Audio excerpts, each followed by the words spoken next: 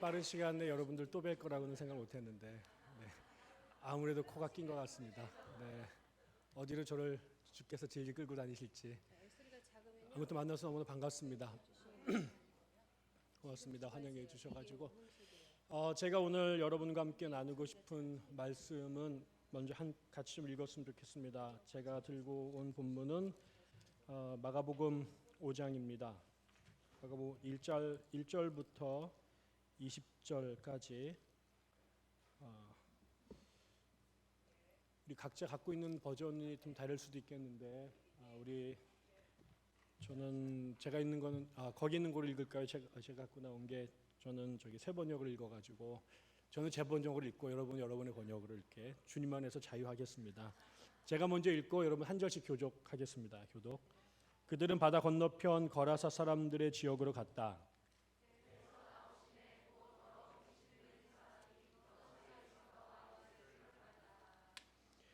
그는 무덤 사이에서 사는데 이제는 아무도 그를 쇠사슬로도 묶어둘 수 없었다.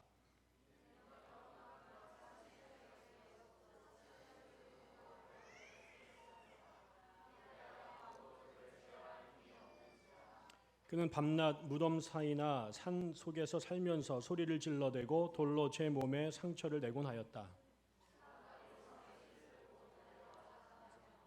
큰 소리로 외쳤다. 더 없이 높으신 하나님의 아들 예수님, 나와 무슨 상관이 있습니까? 하나님을 두고 애원합니다. 제발 나를 괴롭히지 마십시오.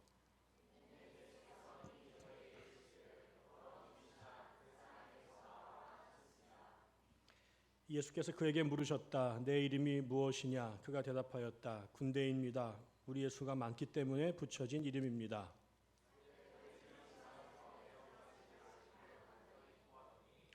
마침 그곳 산 기슭에 노아 기르는 큰 돼지떼가 있었다.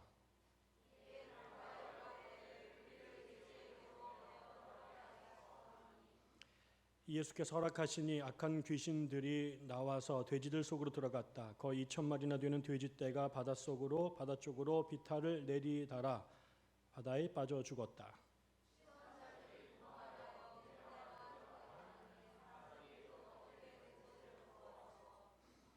그들은 예수께 와서 귀신 들린 사람, 곧 군대 귀신에 사로잡혔던 사람이 옷을 입고 제 정신이 들어앉아 있는 것을 보고 두려워하였다.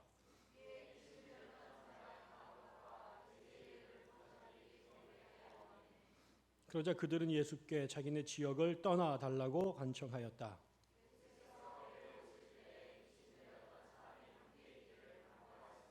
그러나 예수께서는 허락하지 않으시고 그에게 말씀하셨다. 내 집으로 가서 가족에게 주님께서 너에게 큰 은혜를 베푸셔서 너를 불쌍히 여겨주신 일을 이야기하여라.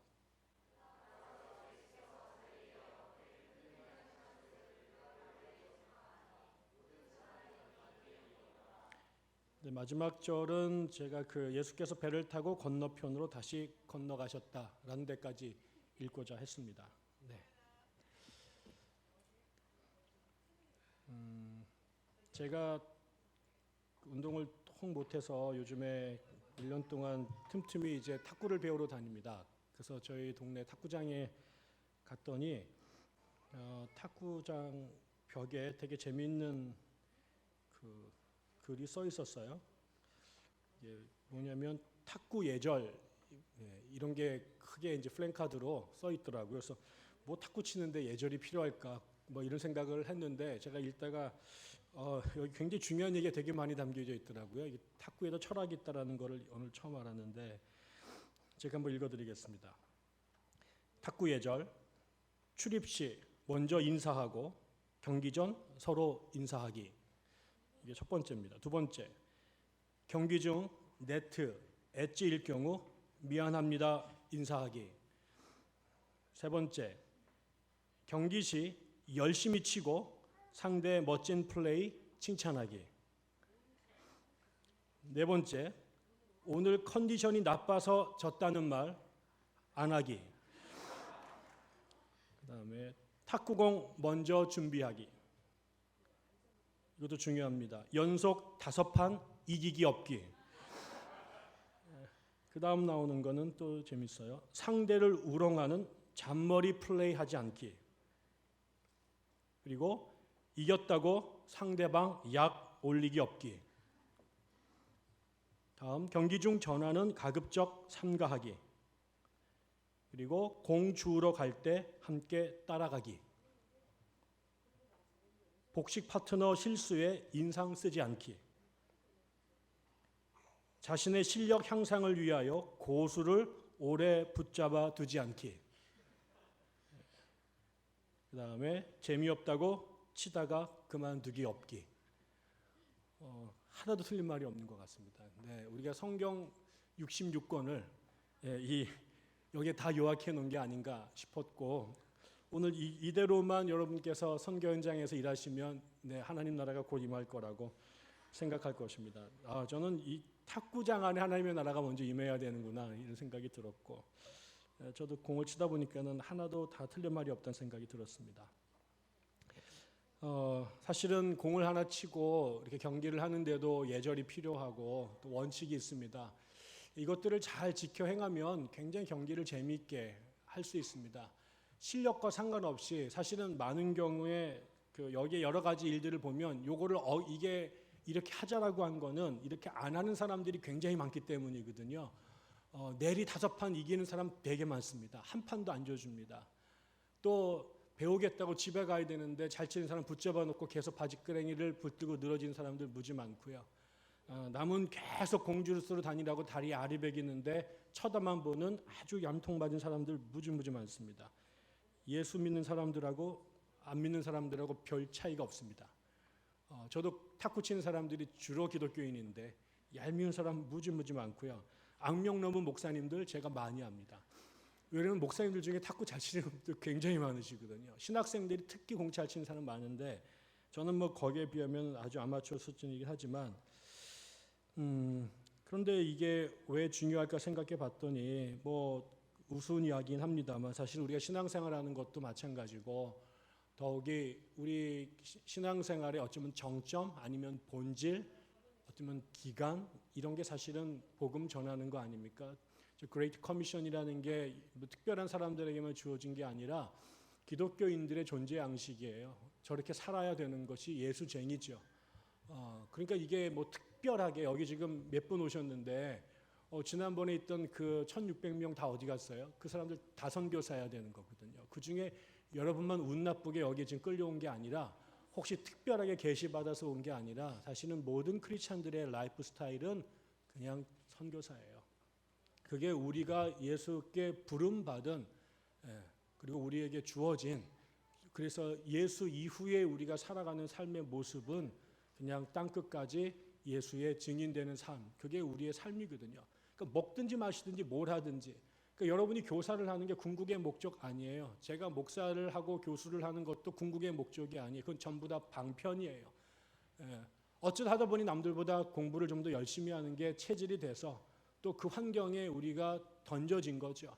어떤 사람들은 공장 노동자로, 어떤 사람들은 정치인으로, 어떤 사람은 돈 버는 재주가 있어서 장사하시거나 기업하시는 그 자리, 그거 해먹으라고 태어난 거 아니에요. 그거는 아무나 해도 괜찮아요. 제가 이거 안 해도 되고요. 여러분이 선생 안 해도 대한민국에 선생할 만한 사람은 무궁무진합니다. 그런데 어쩌다가 그 자리에 여러분이 불려간 거예요. 근데 왜 그거로 먹고도 살고 두 번째로는 주의 나라를 이 땅에 세우고 전하는 일에 쓰임받기 위해서 간 거죠. 저 같은 사람들을 축구장에 보내지 않아요. 저보고 탁구를 치라고 하지 않아요. 왜? 너무 잘 치는 사람들이 많아요. 제가 가봤자 탁구를 할 게 없어요. 공이나 주스 다니면 모를까. 제가 뭐 유남규처럼 될 수도 없고 현정아처럼 될 수도 없죠. 그런데 현정아는 또 이거 못해요. 현정아는 헬라어 몰라요. 영어 잘 몰라요. 앉아가 8시간 동안 책 못 읽어요. 그러나 그거는 또 저에게 주어진 달란트니까 그냥 이 일을 하는 거예요. 그런데 뭐 해야 되냐면 주님을 증거하는 삶을 사는 거죠. 근데 거기도 룰이 있어요. 그리고 규칙이 있어요. 열심히 하는데 열심히 하는 게 좋은 선수가 되거나 열심히 한다고 다 좋은 학자가 되거나 열심히 한다고 좋은 선생이 되는 건 아니에요. 자질이 없는 것도 아니고 능력이 없는 것도 아닌데 사실 우리가 룰을 잘 못 배우면 못된 버릇을 배우면 죽으라고 힘썼는데 헛 힘쓸 때가 무지 많은 거죠. 한국 교회가 그런 것 아닌가 싶습니다. 아까 우리가 그 선교사님들 잠깐 뵀는데 그분들 제대로 하셨어요. 그래서 한국이 살아났어요. 오늘날은 그들보다 훨씬 더 많은 그리스도인들이 대한민국에 있어요. 무진장 열심히 해요. 보통 열심히 아니에요. 한국 기독교인이 얼마나 열심히 하느냐에 대한 단적인 증거가 뭐냐면 헌금 내는 거예요. 제가 최근에 무슨 자료를 봤더니 유교하고 카톨릭하고 불교하고 개신교의 1년 헌금 액수를 비교한 자료가 있더라고요. 불교하고 카톨릭도 열심히 헌금을 하더라고요. 1년에 그분들이 1년에 소비하는 돈이 한 3천억 된답니다. 각 종교가 1년에 소비하는 예산이. 개신교는 얼마인 줄 아세요?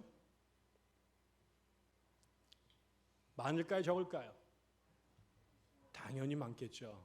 얼마나 많은 줄 아세요? 1년에 3조예요. 3조. 그런데 여러분 더 기가 막힌 건 뭐냐면 이거는 감동이죠. 와, 그렇게 많이 해? 그런데 그 3조의 80%가 어디 쓰여지는 줄 아세요? 선교? 그러면 세상이 바뀌었을 거예요. 3조의 2조가 선교사에게 쓰여지면 세상이 천지가 개벽할 거예요. 그 돈의 80%가 은행빚 갚는 데로 들어가면 됩니다. 이게 헛심인 거죠. 죽으라고 열심히 했어요. 누구만 좋아요? 은행업자들만 좋은 거예요. 이게 헛심이에요. 그 돈이 영혼을 살리러 돌아가야 되는데 동네에 있는 은행업자들을 먹여 살리는 대로 사용되는 거죠. 안 하는 게 아닙니다. 합니다. 그것도 보통 잘하는 게 아닙니다. 특심입니다. 세상에 어떤 기독교인들하고도 이 부분에 있어서는 우리가 뒤지지 않을 거예요. 그런데 결과가 좋지 않아요. 그거는 우리가 쓰는 힘이, 에너지가 엉뚱한 곳에 가서 주저앉아 있기 때문에 그렇습니다. 저는 오늘 우리가 선교를 한다라고 말할 때 그게 무슨 뜻일까? 어떻게 해야 될까? 왜 해야 될까? 뭐 이런 얘기를 좀 여러분과 함께 오늘 거라사 광인의 이야기를 갖고 좀 해보고 싶습니다. 먼저 우리가 이 거라사라고 하는 곳을 한번 보십시다. 오늘 이제 스토리는 이렇습니다. 예수님께서 그 전에 그 사람들한테 광야에서 그 다양한 비유로 하나님 나라를 설명을 하신 다음에 배를 타고 제자들에게 말씀하셔서 바다 저쪽으로 건너가자. 그래서 배를 타고 그 갈릴리 바다를 건너는데 여러분 아시지만 갈릴리 바다가 동그랗게 생겼거든요. 갈릴리 동편, 서편 이렇게 있었는데 예수님이 주로 활동하셨던 가버나움, 그다음에 뭐 이쪽 동네는 전부 다 서쪽에 있습니다. 그리고 그 갈릴리 동편 지역이 소위 말하는 데가볼리 혹은 데카폴리스라고 말하는 데가볼리란 말은 10개의 도시라는 뜻인데 정확하게는 지금도 어딘지는 학자들마다 의견이 분분합니다만 아무튼 갈릴리 동편에 데가볼리가 있고요. 그 10개의 도시 중에 하나가 거라사라는 동네가 있습니다. 그래서 강을 건너서 호수를 건너서 반대편으로 건너가는 겁니다. 근데 그때 우리가 아는 것처럼 폭풍이 일어나서 굉장히 죽을 고생을 하고 겨우 살아서 동편에 도착을 하게 되죠. 그리고 주께서 어디로 가셨냐면 귀신 들린 한 사람이 있는 무덤가로 가셨습니다. 그는 소위 레기온 군대 귀신에게 쓰임을 받아서 사람들로부터 격리돼서 사람이 살지 않는 무덤가에 혼자 살고 있었고 사람들이 하도 이 사람이 광기를 부리는데 그 광기를 감당할 길이 없으니 몸에다가 쇠사슬을 무겨매서 꼼짝을 못하게 막는데 그것도 제어가 안 되는, 그래서 아주 동네 사람들한테 혐오와 공포의 대상이 된, 그래서 도무지 같이 살 수 없으니 시체들이 누워있는 동네 산골짜기에 있는 그 공동묘지로 쫓겨나서 거기서 살고 있는 사람을 만나러 갑니다. 보세요. 죽을 고비를 넘겨가면서 바다를 건너요. 그리고 가서 간 게 뭐 리조트에 가서 지금 스파를 하거나 이렇게 가신 게 아니라 그것도 정상적인 사람들을 만나서 이렇게 멀쩡한 곳에서 집회를 하시는 게 아니라 공동묘지에 귀신 들린 미친 남자를 만나러 가십니다. 그리고 그 사람과 이제 이벤트가 지금 벌어진 거죠. 그 사람을 이제 귀신 안에서 쫓아내려고 했더니 그 사람이 와서 정말 귀신같이 예수가 누군지를 알아내죠. 사람들이 모르는데 귀신이 쓰였으니 하나님의 아들인 것을 대번에 알아보고 자기를 내버려 둬라. 그랬더니 주께서 이제 까부지 말고 나와. 그랬더니 막 싸우다가 결국 귀신이 쫓겼습니다. 엑소시즘이 이제 일어나게 된 거죠. 그리고 나서 그 나왔던 귀신들이 어디로 가냐면 옆에 돼지를 치는 사람들이 있었는데 그 산 비탈가에 돼지가 수천 마리가 있었고 그쪽으로 그 한 사람 안에 있었던 귀신이 밖으로 나가 2,000마리의 돼지떼를 바닷가, 그 갈릴리 바다겠죠. 그쪽으로 갖다 쳐넣어 죽여버렸습니다. 생각해 보세요. 돼지 2,000마리를 잡아 죽일 만한 귀신이 한 사람 몸 안에 있었으니 이 사람이 초인이 되지 않을 수가 없는 거죠. 결국 그 사람을 해치고 살려주고 났더니 동네 사람들이 몰려와서 이 사람의 그 회복과 치유를 축하하면서 마을에서 풍물패가 와서 잔치를 벌인 게 아니라 계산을 따져서 지금 재수 없이 한 놈이 와가지고 돼지 2,000마리가 몰살됐네. 돼지값 완전히 폭등이야.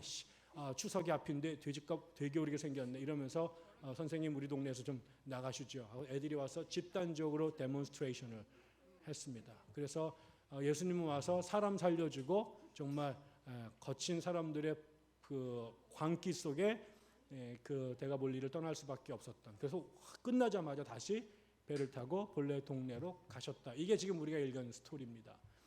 이 얘기를 우리가 한 번씩 하나씩 좀 살펴봤으면 좋겠어요. 첫째, 우리가 이 예수님께서 가신 대가볼리라는 곳, 거라사라는 곳을 한번 생각해 보십시다. 왜 지금 제자들에게 또 수많은 군중들에게 하나님의 나라가 어떤 것인지에 대하여 아주 안락하고 좀 보장된 장소에서 그 신명나게 집회를 하셨는데 왜 이 자리를 내버려 두고 대가볼리를 가셨을까? 그것도 쉽게 간 것이 아니라 죽음을 무릅쓰고 하마터면 정말 그 제자들 모두를 그 갈릴리 그 호수에 수장시킬지도 모르는 대단히 위험한 지경을 통과하시면서 거라사로 가셨습니다. 그리고 끝나자마자 다시 돌아오셨습니다. 그 얘기는 뭐예요? 예수님에게 거라사는 지금 해결해야 될 지금 이 모든 안락한 삶을 내던지고 가서 급하게 처리해야 될 위급한 상황에 있는 선교지였습니다. 근데 그 선교지가 여러 가지 의미가 있습니다. 첫째, 그 거라사라는 곳이 아까 대가볼리라고 말씀을 드렸는데 이 대가볼리라고 하는 곳이 어떻게 형성이 된 곳인가 역사를 좀 더듬어 보니 이곳이 지금 이 팔레스타인 지역 자체가 밑으로는 이집트 당대의 거대한 제국이었죠. 로마 제국 클레오파트라가 살고 있었던 오랫동안 그 프톨레미 왕조가 지배했던 그 이전에는 근동의 가장 오래된 역사를 갖고 있었던 한 거대한 제국 이집트가 있고 이집트가 위로 그 바다가 있는데 지중해로 동부로 끼고 올라가게 되는 곳이 이제 소아시아 지역이 나오는데 그 소아시아 지역이 그리스 그다음에 로마로 가는 그 길이죠. 배를 타고 갈 수 있으면 그냥 그 지중해를 건너가면 되는데 육로로 가게 되면 반드시 통과해야 될 그 해안가 여기가 옛날 레반트라고도 불렀고 그 이전에는 페니키아라고도 불렸던 지역인데 그쪽 지역에 이제 소위 말한 그 시리아 지역이 있죠. 그 시리아의 안디옥이라는 곳이 있었고 그 어간이 이제 그 유대인들이 살던 동네입니다. 그리고 이제 오른쪽으로 가면 뭐가 나오냐면 지금 이라크가 시리아 바로 옆이 이라크고 또 옆으로 가면 이란이고 그 옆으로 가면 인도가 나옵니다. 이쪽 지역은 동쪽으로 갈 수 있는 인도와 중국으로 갈 수 있는 중요한 요충지가 되는 거죠. 그래서 예전에 거기가 아시리아, 바빌로니아 제국이 있었던 그 지역입니다. 그러니까 사실은 이 근동의 3대 문명, 이집트 문명, 아테네 문명, 그 다음에 수메르 바빌론 문명이 이렇게 삼각지에 정점을 딱 찍으면 팔레스타인이 있는데 그 팔레스타인 지역에서 특별히 그 갈릴리 동쪽에 있는 곳 여기가 아주 동쪽으로 가고 위아래로 가는 교통의 요충지입니다.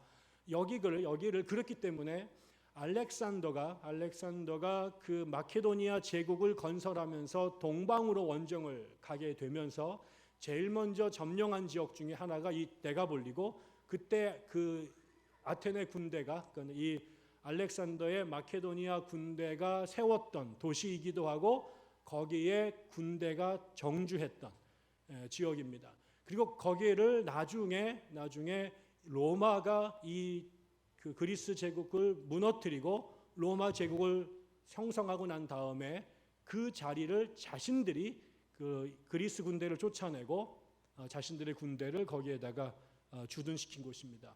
우리로 따르면 서울의 용산과 같은 곳입니다. 지금은 미군 부대가 있습니다. 지금 이제 그 밑으로 내려가겠다고 철수를 하고 있습니다만 한반도에 전쟁이 나고 난 이래로 주한미군 사령부가 거기에 존재했죠. 미군이 들어오게 거기에 누가 있었던 줄 압니까? 일본군 사령부대가 있었습니다. 한일합방 되기 전부터 일본 군대가 우리나라에 와 있었고 그 군대의 사령관이 데라우치였고 우리나라가 합방되자마자 그 데라우치가 최초의 총독으로 우리나라에 옵니다. 그게 일본 군대가 있던 자리입니다. 일본이 그 자리를 차지하기 전에 누가 있었냐면 청나라 군대가 거기 있었습니다. 그러니까 우리나라에 그 한성 임금이 있는 성 바로 문 밖에 우리나라 군대가 아니라 주변에 제국의 군대가 중국 군대가 그 다음에 일본 군대가 그 다음에 미국 군대가 우리나라에 주둔하는 것 같은 바로 그 지역 그게 거라사 데가볼리였던 거죠. 그러니 거기는 뭐겠습니까? 그 이 팔레스타인 지역의 사람들이 살아도 땅은 우리 땅인데 그 지역 주민들은 한 번도 자신들의 주권을 가진 적이 없어요. 거대한 제국의 가장 막강한 군대가 주둔하고 있었던 곳, 내 땅이지만 내가 주인 행세하지 못했던 곳, 내가 살고 싶지만 내 마음대로 살 수 없었던 곳. 그게 첫 번째입니다. 제국의 군대가 우리나라에 들어와 지배하고 있었던 가장 강력한 제국의 심장부, 그게 데가볼리. 또 하나는 그 지역에 지금 예수님께서 갔더니 아까 그 귀신 들린 사람을 쫓아냈잖아요. 그랬더니 귀신 들린 사람, 그 귀신이 어디로 들어가냐면 돼지떼에게 들어가요. 여러분 이거를 보신 적 있으세요? 여러분 유대인들은 돼지를 안 먹어요. 유대인들이 그리스 제국 이 프톨레미 말고 이 그리스 제국의 식민지로 삼았을 때 그때 마카베오라고 하는 사람이 BC 2세기에 독립 전쟁을 일으킵니다. 그때 이제 그 여기를 지배했던 그리스 제국의 일부가 그 시리아 지역을 점령하던 애들이 여기를 공략을 하면서 통치를 하면서 무슨 짓을 하냐면 그 에피파네스 4세라고 하는 애가 이스라엘 사람들한테 돼지 먹는 것을 강요하게 되고 그 다음에 성전을 모욕하는 일들을 하게 되자 마카베오 집안이 반란을 일으켜서 독립운동을 했던 겁니다. 그 당시 이스라엘 사람들에게 내가 유대인이다라고 하는 그 자기의 신앙적 혹은 민족적 정체성을 지키는 이 가장 첨예한 이슈가 돼지고기를 먹느냐 안 먹느냐였던 거죠. 그래서 유대인들을 조롱하는 사람들이 유대인들을 욕보이게 하기 위해서 돼지고기 잔치를 벌이고 돼지고기를 강요해서 먹게 하고 이런 것이었습니다.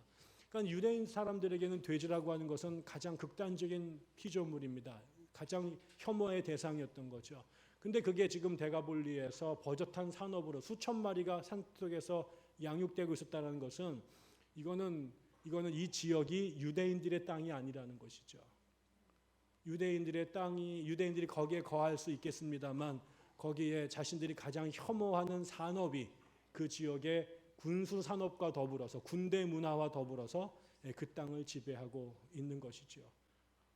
거기에 예수께서 그 지역을 찾아가신 겁니다. 그 다음에 또 하나가 되게 중요합니다. 이 제국이라고 하는 것은 이 땅에 존재하는 모든 나라가 꿈꾸는 로망이죠. 우리는 한 번도 제국이 된 적이 없었어요. 그러다가 이제 우리가 청나라에게 오랫동안 지배를 당하고 있다가 청일전쟁에서 청나라가 드디어 깨져서 우리나라에서 철수하게 되자 고종 황제가 평상에 이 한반도에서 한 번도 해본 적이 없었던 일을 저지르죠. 대한제국을 선포한 겁니다. 그런데 이게 참 재밌습니다. 이게 대한제국인데요. 제국이 되려면 기본적으로 뭐가 있어야 되냐면 식민지가 있어야 됩니다. 그래야 제국이죠. 나 혼자 제국이라고 그러는데 지네 나라도 식민지 직전인데 그러니까 이제 한번 질러 보자 저는 이렇게 생각했던 것 같아요. 저는 그런 의미에서 그래도 고종이 대단하신 분이다. 호연지기가 상당하신 분이라고 생각이 들어요. 우리네 역사에 한번도 제국을 선포했던 사람은 없습니다. 그러나 이제 사실 그게 이제 실질적으로 아무런 내용이 없는 그냥 명목상의 모습이었기 때문에 민망하긴 합니다만 제국이 그 존재할 때는 어떻게 존재하게 되냐면 우리가 다 배운 거죠. 역사 시간에 외국에서 식민지를 건설을 합니다. 식민지를 건설하는 이유가 있어요. 우리가 종을 두리거나 또 하인을 두르는 거는 주인 좀 편하게 살자고 하는 거 아닙니까? 노동하기 싫어요. 농사짓기 싫어요. 대신해 줄 놈 필요합니다. 장사하기 싫어요. 해줄 사람 필요합니다. 밥 지어줄 사람 필요해요. 또 돈 벌어다 줄 사람들 필요한 거죠. 그래서 제국이 식민지를 건설합니다. 어떻게 합니까? 가서 제일 먼저 하는 것은 그 사람들이 갖고 있는 것들을 다 가져옵니다. 좋은 것들. 바빌론이 이스라엘에 와서 제일 먼저 한 식이 성전 안에 있는 금은 보화들을 몽땅 털어간 거잖아요. 합법적인 강도짓입니다. 일단 좋은 거 싹 쓸어갑니다. 그게 황금 그 성전 안에 있었던 금기 그 은으로 된 그 보물들이든 아니면 땅 속에 숨겨져 있는 엄청나게 비싼 금이든 광물이든 석유든 그 자원들을 가져가죠. 두 번째로는 그 국민들이 갖고 있는 현찰을 가져가죠. 그게 세금입니다. 그래서 결국 제국은 식민지를 점령하고 나면 걔네들이 갖고 있었던 거 내게 아닌데 걔네들에게는 좋은 것, 그래서 그거를 자원, 그 다음에 현찰, 이 두 가지를 세금이라고 하는 명목으로, 그 다음에 개발이라고 하는 이유로 싸그리 털어가죠. 그리고 다 털고 나면 버립니다. 먹고 살든. 그 다음에 또 다른 그 식민지를 찾아 나서는 거죠. 마치 유목민들이 이 초원을 찾아서 풀을 뜯기고 그 풀을 다 먹으면 다른 곳으로 그 거주지를 이동하는 것과 똑같습니다. 그래서 이 제국의 생태계는 정글과 똑같습니다. 유목의 사회와 같은 거죠. 그래서 다 먹습니다. 그러면 이게 이제 그 외국에서 들어와서 가난하고 연약한 사람들을 점령해서 잡아먹고 털어먹으면 처음에는 이 당하는 사람들이 저항합니다. 일단 처음엔. 그래서 독립운동도 일으키고 의병도 일으키는 거죠. 근데 좀 지나고 나면 게임이 안 됩니다. 상징이 뭐냐면 이 군대 귀신과 군대 귀신에 붙잡힌 이 불쌍한 남자와 이 힘의 그 조직이 그렇게 되는 거거든요. 2,000마리의 돼지를 몰살시킬 수 있는 힘을 갖고 있는 군대 귀신이 아주 힘없는 남자 한 사람에게 달려먹습니다. 또 다른 삼손과 아니면 아킬레스하고 붙는 게 아니라요, 아주 힘없는 사람이 가죠. 제국이 자기랑 똑같은 센 사람들하고는 전쟁 안 합니다. 침략할 만한 힘없고 병신 같은 애들만 골라가지고 쳐먹죠. 그것도 어마어마한 군대로 가서. 그러니까 안 돼요. 2,000마리 돼지를 잡을 수 있는 힘이 어떻게 사람 하나가 감당하겠습니까? 그러니까 무참하게 깨지게 되죠. 그러니까 이게 깨지고 난다면 어떻게 됩니까? 여기에 이제 점점 그 문화에 동화돼 가기 시작합니다. 처음엔 쫓아내야 될 그 축출의 대상이었던 제국이 내가 이제 살아가야 될 환경과 문화와 체제라고 수용이 되기 시작하게 되죠. 그러면 그 친구들이 그 체제를 안정시키기 위해서 교육을 통해서, 군대를 통해서, 그다음에 정부의 다양한 루트를 통해서 백성들을 이제 의식화시키죠. 그게 이데올로기입니다. 그래서 이것이 얼마나 정당한 것이고 여기서 잘 살아남아야 된다고 가리키게 되죠. 그러면 어떻게 됩니까? 이게 이 제국의 정신이 그 피식민지 사람들의 의식을 장악하게 됩니다. 그러면 이제 어떻게 돼요? 자기들 안에 또 소제국이 형성이 됩니다. 그게 뭐냐?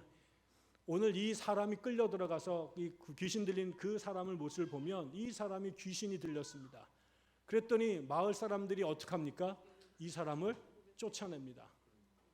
우리 사는데 너같이 귀신 들려서 아무 때나 소리 지르고 광기를 부리는 놈은 더 이상 나랑 살 수가 없어. 같은 가족이었어요.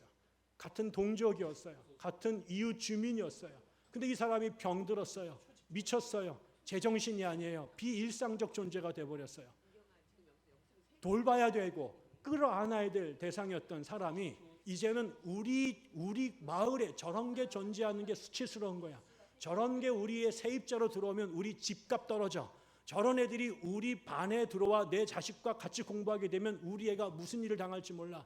저런 놈이 우리 동네에서 밤에 미친 소리 짓고 바마리맨 돌아서 돌아다니게 되면 우리 동네의 비용이 떨어지고 안 돼. 쟤들 제거해야 돼. 제국이 우리를 지배하는 사회에서 우리 그 제국의 지혜에 있는 사람들이 자신들의 동포들 안에 자기보다 더 열등하고 자기보다 더 힘없는 사람들을 이제 속가서 배제하게 됩니다. 나중에는 어떻게 됩니까? 이 사람이 살아 돌아왔어요. 생명이 돌아왔는데 이 사람들이 이 사람을 어떻게 처리합니까? 생명이 돌아온 게 아니라 이 사람 때문에 돼지 2,000마리 값이 날아가 버린 거예요. 이거는 제국이 세상을 경영하는 방법이에요. 이 제국에서 이 식민지에서 저 식민지로 옮겨가는 것, 이 초원에서 다른 초원으로 이동하는 것은 더 이상 이 초원에서 나올 경제적 효용성이 떨어졌기 때문이에요. 제국이 세상을 지배하는 것은 문화적인 때문이 아닙니다. 그 사람들이 무슨 가치를 전파하기 위해서 전쟁을 일으키는 경우는 없어요. 100% 그건 돈 문제예요. 우리에게 경제적인 이익이 되느냐, 이 문제를 하는 거죠. 제가 오늘 아침에 무슨 신문을 보니까 페북에 유튜브에 그런 글이 올라와 있더라고요. 정세현 장관이 인터뷰를 했는데 우리나라가 북한하고 경제 협력을 하겠다고 그랬더니 미국에서 그런 얘기를 했잖아요. 우리의 승인 없이는 아무것도 안 할 거다. 우리 그렇게 믿는다. 그래서 우리가 지금 북한하고 철도 놓고 경제 협력하려고 그러는데 제재 그거 지키라고 미국이 그렇게 해가지고 우리가 그럼 꼼짝도 못하고 지금 개성을 풀어야 되나 말 테나 이게 눈치만 잔뜩 보고 있는데 얼마 전에 미국의 기업인들이 몰래 북한에 들어갔답니다. 세계적인 다국적 농업기업, 그다음에 광물 개발 기업이 우리 그렇게 못 들어가게 해놓고 자기들끼리 몰래 북한에 들어갔다 왔답니다. 우리가 먼저 북한하고 손잡기 전에 얘가 먼저 다 단도리를 해놓으려고 하는 거죠. 핵무기 어쩌고 저쩌고 막 떠들어대지만 뒷구멍으로는 기업인들 들어가서 북한 털어먹을 생각들을 벌써 하는 거죠. 물론 우리도 털어먹을 생각을 하고 있지만 이게 이제 그런 거죠. 겉으로는 엄청나게 다른 얘기를 하지만 뒷구멍으로는 결국 다 주파나를 튕기고 있는 거죠. 왜? 저 나라가 개발하는데 앞으로 해볼 게 되게 많은 나라거든요. 앞으로 세워야 될 땅 거기 도로도 많이 포장해야 되고 건물도 져야 되고 아파트 져야 되고 이런 것들이죠. 제국은 원래 그렇습니다. 미국만 그런 게 아니라 역사상 한 번도 안 그런 적이 없어요. 일본이 우리나라 왜 점령했을까요? 우리나라 이 군산 지역에 있는 쌀 털어가기 위해서, 중국에 들어가기 위해서 우리나라에 있는 모든 자원들 다 털어갔습니다. 돈 다 털어갔습니다. 나중에 교회 종까지 다 털어가가지고 비행기 만들어가지고 전쟁했습니다. 그리고 나서 버리는 겁니다. 근데 그 문화가 이게 제국의 문화가 무서운 것이 우리 안에 있는 우리나라의 국가적 차원에서의 자원과 돈을 가져가는 것뿐만 아니라 그 지역에 살던 사람들의 영혼과 정신을 해치고 그 사람들의 관계를 허물어뜨려 버려서 동적인데 더 이상 동적이 아닌 이 사람들도 제국의 정신에 영향받아서 어제까지 신청이 태어났다고 신봉사가 애를 못 키우니 자기의 젖가슴을 애하게 품어줬던 그런 이웃들이 자기 자식 키우듯이 자기의 젖동량으로 애를 키웠던 그 인물들이 우리 동네에 장님 있으면 안 된다고 우리가 직급 떨어진다고 그 심신의 일가를 동네에서 축출해버리게 되는 세상으로 바뀌어버린다라는 거예요. 어제까지 안 그랬어요. 우리가 돈이 없는 것이 가오가 없는 게 아니었거든요. 근데 이제는 그 제국의 그 썩은 정신, 무서운 정신이 그 순진한 사람들의 정신과 공동체를 허물어뜨려 버리게 되는 거죠. 그리고 나중에는 제국이 물러가더라도 이 허물어진 공동체, 피폐해진 영혼이 복구가 불가능해지게 되는 거죠. 그게 거라사였습니다. 그 거라사의 이건 거시적인 얘기라면 거라사의 가장 이거를 개인의 영역으로 축소시켜 놓은 사람이 지금 이 귀신 들린 그 남자입니다. 그 사람이 그런 거죠. 여기 보세요. 그 사람 영혼 속에 뭐가 들어가요? 그 사람 마음, 그들의 몸 속에 뭐가 들어가요? 군대 귀신이 들어가요. 군대 귀신 특공대가 하나 들어온 게 아니라 테러리스트가 들어온 게 아니라 레기온이라고 불렀어요. 레기온은 3,000명에서 5,000명이 되는 군단을 말해요. 그 군대가 한 영혼을 사로잡았어요. 사로잡았더니 어떻게 됩니까? 이 사람이 더 이상 사람으로 살지를 못해요. 사람으로 태어날 때 하나님께서 형상대로 모양대로 빚으셨을 때 하나님 안에 있는 것들이 우리에게 부족하지만 제한적이지만 우리에게 분기됐어요. 우리 안에도 하나님과 같은 것들이 있어요. 그게 지와 정과 의예요. 우리에겐 이성이 있고 감성이 있고 의지가 있고 영성이 있어요.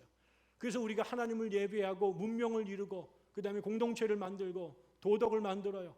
우리가 같은 유기물이고 포유류지만 우리가 정글에 있는 짐승이 되지 않고 사랑하고 상생하고 정의를 이루고 샬롬의 세상을 만들 수 있도록 가능했던 것은 우리 안에 짐승에게는 주지 않았던 하나님께서 우리에게 주신 당신의 고귀한 형상이 있기 때문에 그래요. 그게 우리로 하여금 원숭이와 비슷하지만 원숭이가 되지 않게 하고, 우리 안에 사자의 속성과 그 다음에 표범의 속성이 있지만 사자와 표범으로 전락하지 않는 것은 하나님이 우리에게 주신 거룩한, 그래서 그거는 어떤 것으로도 환원 불가능하고 빼앗길 수 없고 양도할 수 없는 것, 그게 인간에게 주신 거예요. 그것이 또 정글이 되지 않는 것은, 우리가 정글은 자기의 배를 채우기 위해서 사람들을, 자기들의 심지어는 자식까지 잡아먹고 주변의 것들을 사육하지만, 인간은 그 힘없는 털없는 원숭이, 누구 어느 생물학자의 표현대로 털없는 원숭이, 흉물스러운 그 사람들, 힘없는 그들, 표범보다 빠르지 못하고 코끼리보다 힘없는 우리가 더불어 문명을 이뤄낼 수 있었던 것은 우리가 하나가 됐던 것이죠. 강한 자들이 약한 자들을 품었기 때문에 그래요. 더불어 사는 법들을 배웠단 말이에요. 그런데 이 제국의 귀신이 이 사람을 들어오자, 이 사람은 정상적으로 사유하고 감정을 느끼고 일상생활을 살 수 없는, 아무 때나 소리를 지르고 아무 때나 옷을 벗고 아무 때나 지나가는 사람 붙잡으면 해코지를 하는 정신 나간 짐승만도 못한 존재가 돼버렸어요. 인간이 살아가는 가장 또한 핵심은 아리스토텔레스 말대로 인간은 사회적 존재예요. 더불어 살아야 돼요. 아비와 자식이, 형제 자매가, 아내와 남편이, 벗들이 같이 동아리를 이루면서 상부상조하면서 살아야 돼요. 근데 그 군대 귀신이 들어오자 그 사람이 마을에서 쫓겨나요. 가족에서 쫓겨나요. 사람이 가장 혐오하고 두려워하는 동산, 그 공간, 인간이 사는 공간 가운데 가장 혐오스러운 공간, 우리 삶 속에 절대 공존해서는 안 된 공간, 여기는 산 사람들의 공동체지 죽은 시체들의 공동체가 아니거든요.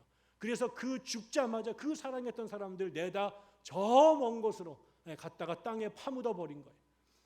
고대 그 인류학자들의 기록에 의하면요, 그다음 민속학자들의 말에 보면 이 시체가, 죽은 시체가 다시 산 사람들 삶으로 돌아오지 못하도록 하기 위해서 지역마다 문화마다 엄청나게 독특한 장례 문화들이 있습니다. 심지어는 어떤 곳은 그런 것도 있어요. 제가 예전에 그 민속학을 공부할 때 보면 이 귀신이 돌아오면 안 되니까 산자를 이 관에다가 집어넣어서 집에서 나갈 때 벽을 허뭅니다. 그 허문 벽으로 얘를 데리고 나가요. 그러고 나서 계속 지그재그로 마을을 빙빙빙 돌린 다음에 저 산 꼭대기 갔다가 묻어요. 그리고 계속 어지럽게 하고 난 다음에 돌아와서 마지막 그 벽을 다시 세워요. 죽은 귀신이 절대 길을 찾아가지고 우리 집에 못 들어오게끔 막는다는 거예요. 제가 볼 땐 유일하게 중세 가톨릭 교회, 거기는 죽은 자들도 여전히 교회의 멤버라고 믿었기 때문에 동네 앞에다가 무덤가를 만들고 그 시체들 앞에 가서 예배를, 카타콤이라고 하는 예배 공동체를 만들었던 거죠. 그러나 대부분의 공동체들은 시체와 더불어 살기를 무서워했어요. 죽으면 끝나는 거예요. 그래서 다시 못 나오도록 땅 깊은 곳에 관에다 집어넣어가지고 못을 박고 그 다음에 거기다가 흙을 담고, 한국은 절대 못 나오도록 아저씨들이 2시간 동안 밟아요. 절대 부활하면 안 돼요. 이게 한국 사람들이 가장 반기독교의 정서가 부활을 거부하는, 죽은 자들이 절대 살아 돌아오면 안 되는 거죠. 그곳에다가 사람을 던져버린 거예요. 다시는 우리 품으로 돌아오지 말라고. 그래서 거기에서 쇠사슬에 묶여서 사람과 가족으로부터 격리돼서 짐승처럼 울부짖으면서 그렇게 사는 사람이 거라사 사람이에요. 선택한 거 아닙니다. 뭐 잘못한 거 아닙니다. 무슨 범죄를 저지른 것에 대한 대가로 주어진 형벌이 아닙니다. 그냥 연약한 인간으로 태어났던 죄밖에 없어요. 근데 정말 죄수없게 하필 그 귀신들이 나에게 온 거예요. 그 사람에게 온 거예요. 우리의 인생이라는 게 다 그렇지 않습니까? 내가 태어나고 싶어 태어난 사람 없어요. 내가 그 일 당하고 싶어서 당한 사람 없어요. 그날 4월 16일 날 그 배에 타고 싶었던 애들 지가 타고 싶었던 거 아니에요. 칼길에서 떨어졌던 사람들 무슨 잘못해가지고 거기다 실어가지고 떨어뜨려 죽인 거 아니에요. 우리 아버지가 무슨 죄가 있어가지고 폐병 걸려서 돌아가신 거 아니고, 내가 아는 내 매제가 뭐 잘못해가지고 하던 사업이 거덜나 지금까지 고생하는 거 아니에요. 누구도 잘못한 사람 없었어. 근데 하필 그때 사업했는데 그때 하필 IMF가 왔고, 하필 그때 그 자리에 그 차가 와서 그 등 뒤를 박았고, 하필 그날 잠잔 그 호텔에 불이 났고, 하필 내가 그날 탄 그 배가 바다 밑으로 가라앉아 버렸어요. 근데 내가 나를 지킬 수가 없어요. 내가 선택한 것도 아니고 내가 나를 보호할 수도 없는 2,000마리를 죽이는 군대가 내 안에 쳐들어와 나를 휘잡으니 사람으로 살 수 없는 시대, 그 상황으로 처박힌 사람들, 그 사람을 상징하는 게 거라사의 그 귀신 들린 사람입니다. 잘 보십시다. 세상을 두 가지로 본다면 이렇습니다. 제국은 이런 사람들을 양상해냅니다. 그런 사람이 생겨나는 것 전혀 개의치 않습니다.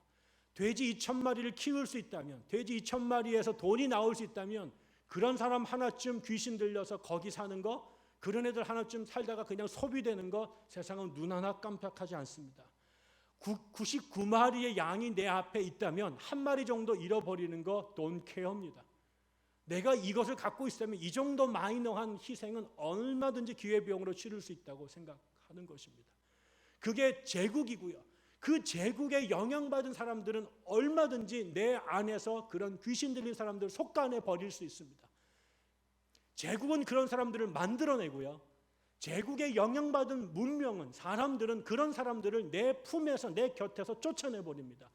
눈에 보이지 않으면 됩니다. 내게 신경만 건드리지 않으면 됩니다. 거기 있어도 상관없어요. 거기 걔가 물에 빠져 죽든, 교통사고가 나서 죽든, 암이 걸려 죽든, 독재 강철 군화에 짓밟혀서 비인가족으로 그 감옥에서 수십 년을 썩든, 그게 나랑 전혀 상관이 없어요. 어떻게 하기만 하면, 내 눈에 보이지만 않으면, 내 비즈니스에 방해만 되지 않으면, 걔네들이 그렇게 살든 그렇게 거기서 그렇게 살든 나는 괜찮아요. 제국을 유지할 수 있다면 이 나라가 다 탕탕 털리든 나의 안정된 비즈니스와 안정된 개인 사생활을 살 수만 있다면 이런 애들이 밖에서 귀신과 더불어 시체 속에서 살든 나는 don't care예요. 그게 문명이에요. 그게 시대를 지배하는 제국의 정신이고 그 제국에서 철저하게 교육받은 우리 문화의 핵심이에요. 이 세상은 그렇게 지배해왔어요. 끊임없이 바벨론 뒤를 이어서 그 다음에 그리스가, 그리스 뒤에 로마가, 로마 뒤에는 또 그 다음에 유럽의 제국들이 신성 로마가 됐든 동로마 제국이 됐든 오스만 투르크가 됐든 대형 제국이 됐든 걔네들은 계속 일어났어요. 한 번도 일어난 적이, 이런 일이 없었던 적이 없어요. 그리고 그 체제 사람들이 계속 만들었어요. 사람들은 끊임없이 제국을 쳐다봐요. 그 제국의 시민된 거, 거기에 누리는 번영을 축복해요. 그런데 문제는 그 제국에서 버림받은 호모사케르라고 하는 인간 쓰레기들이 끊임없이 나타나서 저 뒤에 있는 거래사에 있는 그 무덤가 곁으로 폐기 처분됐단 말이에요. 아무도 그들을 주목하지 않았어요. 그런데 오늘 보니까 한 분이 계셨어요. 이미 바다 동편에 자기의 말을 듣기 위해서 팬클럽처럼 방탄소년단 공연에 몰려든 수많은 군중들처럼 예수 말씀 한마디 한마디에 환호하고 그분이 가는 곳마다 쫓아다니면서 그분의 말씀을 듣기를 사모하는 사람들이 구름대같이 거기 있었어요. 안정됐어요. 그 다음에 번영했어요. 편했어요. 환호와 열광이 있어요. 그를 존귀하는 사람들이 있어요. 그분이 누구 있는지 알았어요. 거기에서 누리던 예수가 어느 순간 그 강 건너편에 있는 거라사의 그 귀신 들린 사람을 보았어요. 더 이상 여기 안에 이 안락한 자기의 팬클럽들 안에 누리는 그들이 보내는 갈채와 그들이 제공해주는 안락한 환경과 그 다음에 안정적 삶의 그 현실을 더 이상 누릴 수가 없어요. 안 봤으면 모르는데 봐버렸어요. 아무도 관심 갖지 않는 그 사람, 모두 다 배제하려고 하는 사람, 하나님이 지으셨지만 사람들에 의해서 버림받은 사람, 똑같은 하나님의 형상을 갖고 태어났지만 한 번도 사람답게 살아본 적이 없는 사람, 그래서 살았지만 죽은 사람처럼 사람이지만 귀신과 함께 살 수밖에 없는 그 사람을 예수가 보지요. 그래서 서둘러 일어나 배를 탑니다. 그리고 건넙니다. 그리고 그쪽으로 달려갑니다. 이게 그냥 간 게 아니에요. 옆에 있는 게 아니에요. 일하다가 잠깐 돌아본 게 아니라 배를 타고 건너야 돼. 그리고 거기에는 누구냐? 그게 이방인들의 땅이에요. 같은 유대인들이 아니에요. 하나님을 섬기는 사람들이 아니에요. 예수의 가치를 아는 사람이 아니에요. 예수 말씀에 아멘하는 사람들이 아니에요. 이방 문화에 쩔어 있고 제국의 통치에 있는 전혀 다른 종류의 사람들입니다. 그리고 거기를 건너가기 위해서 예수가 치른 건 뭐냐면 제자들 12명을 바닷속에 집어넣을지도 모르는 위험이었어요.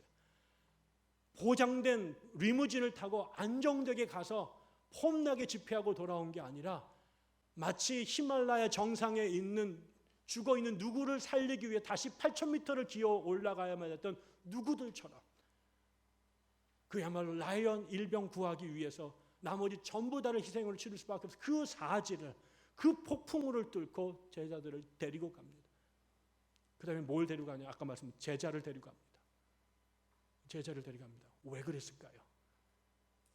예수가 하는 이 일을 제자들이 봐야 돼요.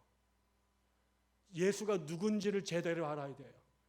예수가 가는 그 길이 사람들의 갈채와 호산나의 찬양 속에 있는 분만이 아니라 그분을 연호하고 환호하는 팬클럽들에 둘러싸여 있는 그 현장의 예수가 아니라 지금 저 거라사 그 산깃을 무덤가에 있는 귀신을 만나러 가는 예수, 그것을 위해서 이 죽음을 무릅쓰고 폭풍우를 뚫어야 되는 예수, 아무도 박수치지 않고 아무도 환영하지 않고 의로 좋은 일 했다고 마을 사람들에 의해서 데모를 당해 쫓겨날 수밖에 없는 그 현장의 예수, 그럼에도 불구하고 그 한 사람을 위해서 그 바다를 건너고 그 사람들의 혐오와 협박을 무릅쓰고 그리고 그 자리를 가는 그 예수, 니들이 봐야 될 예수는 지금 그 뉴욕 스테디움에 있는 예수가 아니라 지금 이 거라사에서 귀신 들린 사람과 씨름하고 있는 예수.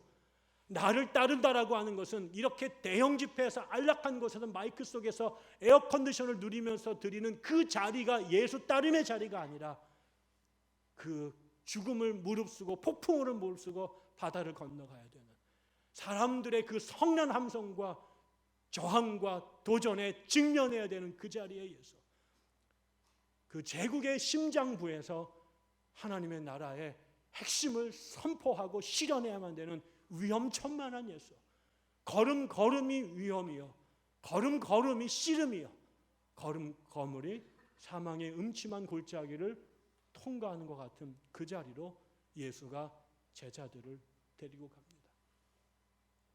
강 건너편에서 이것이 전부가 아니라 강 건너편에 또 다른 예수 따름의 자리가 있다는 것을 보아야 되고, 예수가 떠나고 나면 내 뒤를 이어서 니들이 그 일을 해야 된다고 그들에게 가르치고 보여주기 위해서 그들을 끌고 갑니다. 그리고 가서 고치죠. 그를 만납니다. 그 무서운 사람 만나보셨어요? 박수 치는 사람하고는 만나는 건 참 좋아요. 나를 좋아하는 사람과 대면하는 거 좋아요. 근데 귀신 들린 사람, 나를 싫어하는 사람, 나를 죽이려고 하는 사람, 나를 적대하는 사람, 그거 싫어요. 저는 이게 좋잖아요. 지금 여러분 저를 초대해 주셔가지고 아이고 이 좋은 곳에 개척교회 50명도 안 되는 신자들한테 맨날 설교하는데 이렇게 많은 성도들 앞에 설교할 기회도 주시고 막 사례금도 주시고 좋단 말이죠 이거. 근데 제가 교회를 여기 대전에서 10년을 살았는데 교회를 개척을 했거든요. 여기 탐방동 역에 거기 전도하러 갔어요. 전도지 나눠주고 역장님한테 여러 번 끌려 나갔어요. 저 대학 교수였거든요. 나를 무슨 영업사원 취급하면서 아저씨 나가요 막 이러면서 막 어찌다 여기서 이런 거서 막 끌고 나가는데 정말 겁나게 쪽팔리더라고요. 이게 나눠주는 게 아닌 게 이게 나한테 그렇게 행동한 사람 한 명도 없어. 태어나가지고 동네 아파트에 전도를 갔거든요. 경비 아저씨한테 2시간 동안 다 돌면서 다 붙였는데 아저씨가 와서 다 뛰면서 승질을 막 하면서 당신 이러면 안 된다고. 쪽팔리더라고 진짜. 설교하는 거 하나도 안 어려워요. 이것도 물론 어렵지만 이건 아무것도 안 해요. 왜? 내가 설교하면 다 아멘 해주거든요. 근데 밖에 나갈 때 나를 잡상인 취급하고 상놈 취급하고 적대해요. 그 모멸감을 견디기가 어려워요.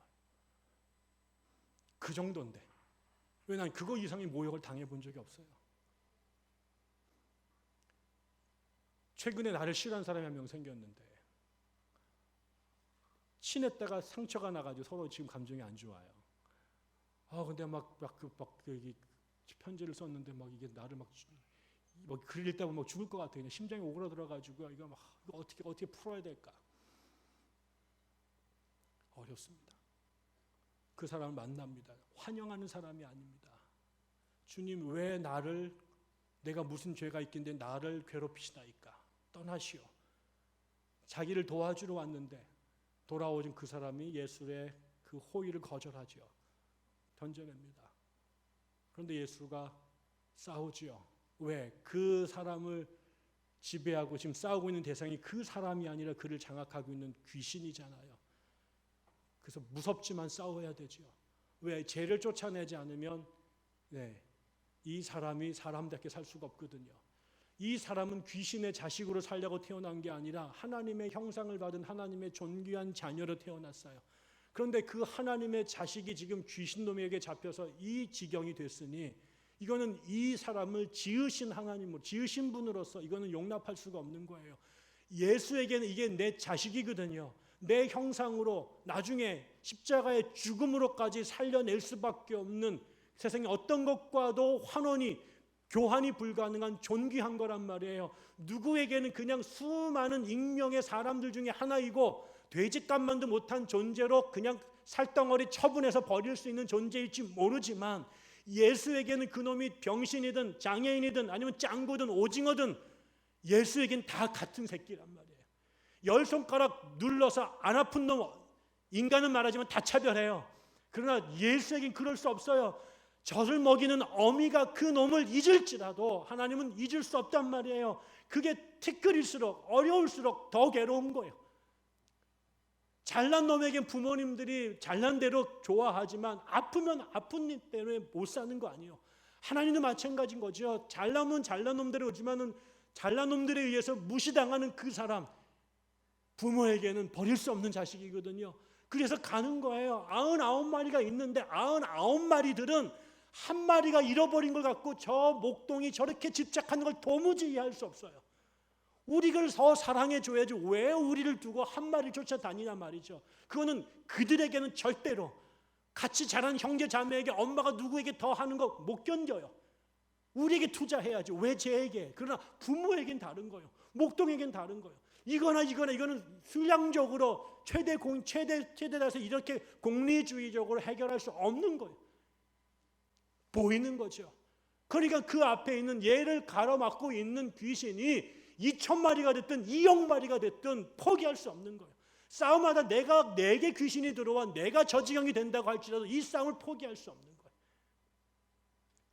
내가 우리 살다가 제일 우리 어머니가 기억이 나는 게요. 제가 처음에 어릴 때 기억나 8살, 7살이가 여기 경기도에서 살았는데 우리 월세를 살았어요. 근데 우리 주인집 아주머니가 정말 제가 이름도 모르는데 그때 우리가 다 뭐라고 부르면 뚱보 아줌마라고 불렀는데 이렇게 큰 아줌마였어요. 우리 엄마보다 2배가 컸어요. 그래가지고 이 아줌마가 막 울림통이 커 노래도 엄청나게 잘하시고 그러는데 어느 날 제가 우리가 뭘 잘못한 것 같지 않은데 갑자기 우리를 아줌마가 불러내가지고 막 저하고 제 동생들을 혼내고 있었어요. 그래가지고 막 뭐라고 못할 모욕을 하는데 그때 우리 어머니가 공장에서 일을 하시고 퇴근을 하고 오셨는데 자식놈을 세 놈이 그 뚱보 아줌마한테 막 엄청나게 박해를 받고 있는 거예요. 나는 우리 엄마가 정말 우리 어머니 키도 조그마시고 작으신 분인데 그날 붙었어요. 그 아줌마랑 동네 사람 다 나왔어요. 우리 엄마가 이겼어요. 나는 우리 어머니가 그렇게 싸움 잘하는 처음 봤어. 와, 지금도 가끔 그 얘기예요. 우리 어머니가 처음으로 싸워서 대판 이겼더니 근데 그 아주머니가 힘이 안 되죠. 힘이 안 돼. 우리 어머니가 내 자식들을 모욕당하는 것을 이렇게 가난하게 사는 것도 열받아 죽겠는데 주인이 돈 조금 있다고 우리를 세입자들 그렇게 무시해가지고 우리 애들을 막 종놈 취급하는 걸 우리 어머니가 견딜 수가 없어. 내 새끼들 지켜야겠다. 이야 우리 아기 빡빡치니까 이 체급을 뛰어넘어가가지고 그 할머니가 나중에는요 설레하고 내가 저렇게 독한 년 처음 봤다 그러고 막 가셨어요. 지켜내셨죠.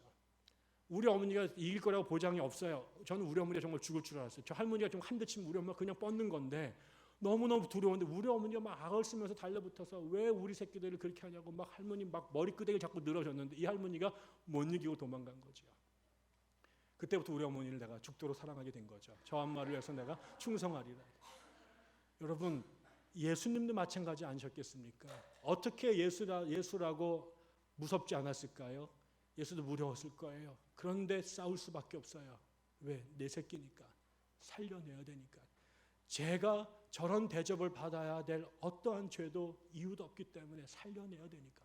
세상의 모든 사람들이 그런 사람들을 끊임없이 만들어내고 세상의 모든 사람들이 그 사람을 외면해도 그를 지으신, 그를 사랑하신, 세상을 이처럼 사랑하신 그분에게는 피할 수 없는 싸움이에요. 그래서 가는 거예요. 그 위험을 무릅쓰고 달려가는 것이고 그 싸움, 이김이 보장되지 않은 위험한 싸움에 뛰어드는 것이고 그리고 그 싸움을 하시고 난 다음 그를 살려내시죠. 그리고 나서 그분이 얘를 살려내기 위해서 뭐를 취급해요? 기가 막힙니다. 예수가 그냥 얘를 살려낼 수도 있었을 거예요. 그냥 쫓아내가지고 귀신들 땅에다 무적에게다 처박아놓을 수도 있었을 거예요. 근데 예수가 어떻게 합니까? 돼지떼 2,000마리에게 집어넣습니다. 이건 무슨 뜻일까요? 그 제국과 체제에 대한 저항이요.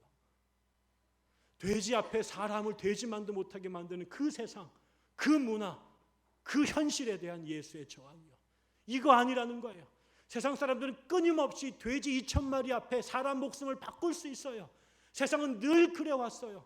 조국을 위해서, 정부를 위해서, 시대를 위해서, 제국을 위해서, 학교를 위해서, 조직을 위해서 끊임없이 사람을 돼지 대신 사람을 포기해왔단 말이죠. 근데 하나님 나라는 그게 아니요.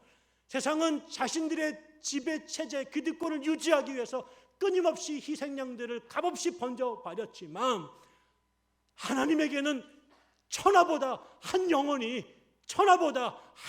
중요한 거예요. 한 사람의 생명과 어떤 것도 바꿀 수 없는 거예요. 사람은 세상의 셈법은, 세상의 경제학은 돼지 2,000마리가 미친놈 하나의 목숨보다 수천 배 비싼 거예요. 삼성에서 올해 수익을 이루기 위해서 일하다가 죽은 노동자 하나 그냥 묻혀버리고 돈 몇천만으로 땜질해버리면 끝나는 게 기업의 윤리예요. 기업의 운영 방식이요. 그런데 그렇지 않아요. 하나님 나라의 셈법은 삼성 전체를 다 줘도 어린아이 한 사람의 생명과 바꿀 수 없는 거예요. 대한민국을 다 팔아도 진도 앞바다에서 죽은 아이들 300명의 목숨과 바꿀 수 없는 게 하나님의 셈법이에요. 세상은 지금 경제가 안 돌아가는데 죽은 지가 얼마나 됐는데 약까지까지 시체팔이를 하냐고 말을 하지만 하나님에게는 그 한 영혼이 천하보다 우주 전체를 팔아도 바꿀 수 없는 게 그거예요. 그래서 이 귀신을 돼지떼, 니들이 그토록 신성시하는, 그토록 미쳐 환장하는 돼지떼에게 쳐넣어 바닷속에다가 가둬버리는 거예요. 그걸 세상에 선포하는 거죠. 이건 하나님 나라 아니다. 하나님이 이 세상을 세우실 때 꿈꿨던 세상은 이것이 아니다. 귀신을 쫓아내는 것만이 방법이 아니에요. 저 돼지를 함께 죽여야 돼요. 저 돼지떼 앞에 열광하는 사람들의 의식을 뜯어 고쳐야 돼요. 그 사람들을 그렇게 물들이는 제국의 체제를 허물어야 돼요. 그래야 저 생명이 사는 거예요. 천하를 바꾸고도 생명이 귀중하다라고 하는 것은 한 생명을 위해 세상을 바꿔야 되는 거고, 한 사람을 살리기 위해 충분히 세상을 바꾸는 것이 그만한 가치가 있다라는 게 하나님의 뜻이죠. 세상을 이처럼 사랑하사 독생자를 주셨다라고 하는 것은 그냥 예수 하나님 옆에 있는 여러 자식들 중에 하나 그냥 갖다 쳐놔 죽인 게 아니라 우주를 지으신 그 하나님과 바꾼 것이란 말이에요. 이야기를 마치겠습니다. 여러분이 선교를 한다라고 하는 건 뭘까요? 저는 이 이야기와 다르지 않다고 생각합니다. 여러분들 눈에 여러분들이 하나님께 부름받아 예수쟁이로 살게 된 날, 하나님께서 예수에게 그 바다 건너의 거라사를 보여주셨던 것처럼 여러분 각자에게 거라사를 보여주실 거라고 생각합니다. 아니, 이미 보았다고 생각합니다. 다 다릅니다. 여러분이 처해 있는 광국, 여러분이 건너가야 될 갈릴리 바다가 다 다르고 여러분이 만나야 될 거라사 영역이 다 다릅니다. 여러분에게 중요한 것은 먼저 여러분의 거라사를 보는 것입니다. 그리고 예수가 먼저 건너가셔서 싸우고 계신 그 거라사 공동묘지를 여러분도 함께 그분과 가는 것입니다. 먼저 보내신 것이 아니라 주께서 먼저 가시고 여러분들을 함께 그곳으로 부르십니다. 주님이 시작하신 그 일들을 당신의 제자들이 바톤 타치해 가며 그 일들을 하기를 원하십니다. 어떤 분에게는 여러분의 가정이 거라사이고, 어떤 분에게는 여러분의 클래스가 거라사이고, 어떤 분에게는 여러분의 그 선생님들의 공동체가 거라사일 것이고, 어떤 사람에게는 여러분의 교회가 거라사일 것이고, 어떤 사람에게는 그 필리핀과 방글라데시와 다른 곳의 거라사들이 보일지 모릅니다. 우리가 거기에 가는 것은 단지 그 사람들에게 예수 믿고 교회 다니시오라는 이야기를 하러 가는 게 아닙니다. 기독교의 교세를 확장시키기 위해서 가는 게 아닙니다. 좋은 교사 운동의 외연을 확대하기 위해 가는 게 아닙니다. 이 시대 하나님 없는 하나님 나라를 대항해서 만들어진 인간이 세운 제국, 그 제국이 끊임없이 만들어낸 이 땅에 가장 버림받은 가난한 사람들, 하나님의 형상을 갖고 태어났지만 한 번도 사람답게 살아본 적이 없는 사람들, 자기가 백조임에도 불구하고 자기가 오리 새끼인 줄 알고 살아가는 그 사람들, 경제가 좀 어렵다는 이유만으로, 그의 피부색이 까맣다는 이유만으로, 그가 돈이 없고 교육을 받지 못했다는 이유만으로 사람답게 살지 못하는 그 사람들에게 찾아가서 그들을 장악하고 있는 그 귀신들을 쫓아내고 그 사람들을 그 산지로 몰아냈던 그 잘못된 제국의 체제, 하나님 나라의 정반대에 있는 사탄의 왕국들에 대하여 실체를 폭로하고 그들을 자유케 하고 그들을 얼가붙은 사람들을 경악하게 하고 그 체제에 도전하고, 그래서 그 사람 그도 자유케 하고 그 공동체도 제국의 정신에서 지배에서 벗어나게 하고 마침내는 그들을 지배했던 세상의 제국들을 몰아내고 그곳에 하나님의 뜻이 이루어지는 세상, 하나님의 통치가 이루어지는 세상, 하나님의 진리가 강물처럼 흘러나는 세상을 만들기 위한 그 길, 그래서 지금도 먼저 달려가신 주님의 거라사 그 항해의 뒤를 여러분이 늦게라도 같이 그 배에 걸렸다 여러분을 보내시는 곳으로 가야 되는 것입니다. 한국에 왔던 선교사들이 그랬습니다. 각자 개인에게 들어있는 귀신들을 쫓아냈고 오랫동안 봉건 왕조 체제에 미신과 무속과 수많은 잘못된 관행과 전통과 사상에 쩌들었던 조선을 해방시켰고, 그리고 그들에게 사람으로 살 수 있는 것들을 가르쳐줬습니다. 그것을 위해서 학교를 세웠고, 그것을 위해서 병원을 세웠고, 교회를 세웠고, 그 나라를 교회를 세운 것뿐만 아니라 우리 안에 있는 식민의 잔재를 떨어내기 위해서 상해로 달려가고 만주로 달려가 임시정부를 세우고 독립단을 세우고 무장투쟁을 하고 그 다음에 그들에게 교육을 세웠던 것이죠. 그들은 그렇게 우리의 복음을 전했습니다. 그것의 결과로 식민의 잔재, 소중화에 꿈꿨던 이 작은 나라가 지금 이렇게 살게 되었습니다. 근데 언젠가 그렇게 찾은 우리의 독립과 그렇게 찾은 우리의 자유와 해방과 그렇게 건설된 우리의 문명이 또 다른 형태의 보이지 않는 제국에 의해서 점령당해 이제는 겉으로는 멀쩡하나 우리 속에 온갖 형태의 군대 귀신들이 사회 곳곳에, 그 다음에 세계 곳곳을 장악하고 있는 것이지요. 단순한 종교의 문제가 아닙니다. 특정 교단의 교세를 확장시키는 것이 아닙니다. 여러분들이 이 땅 구석구석에 하나님의 나라를 세우셔야 되고 제국의 폭력을, 제국의 억압을 쫓아내고 이 땅에 수많은 귀신 들린 사람들을 하나님의 형상으로 회복시키는 그 일들을 여러분들이 여러분의 거라사에서 감당해 주셔야 됩니다. 할 수 있습니다. 왜? 주께서 하셨고 주님께서 여러분과 함께 하실 것이고 주께서 여러분을 통해 일하실 것이기 때문에 그렇습니다. 그런데 누군가는 가야 됩니다. 누군가는 가야 됩니다. 주님의 손과 발이 되어 누군가는 가야 됩니다. 그 일들이 여러분을 통해 이루어지기를 주의 이름으로 축원합니다. 기도하겠습니다. 하나님 아버지, 우리가 무엇입니까? 우리도 얼마 전까지 거라사의 광인이 아니었습니까? 주님, 당신으로 인하여 우리가 자유함을 얻었고 사람 되었습니다. 이제 주께서 우리를 또 다른 우리 뒤에 남겨져 있는 다른 거라사 광인들을 살리는 일에 보내시기 원하십니다. 우리를 부르셨고 훈련시키셨고 우리를 격동케 하셨사오니 하나님, 이제 우리가 그 일 감당할 수 있도록 도와주옵소서.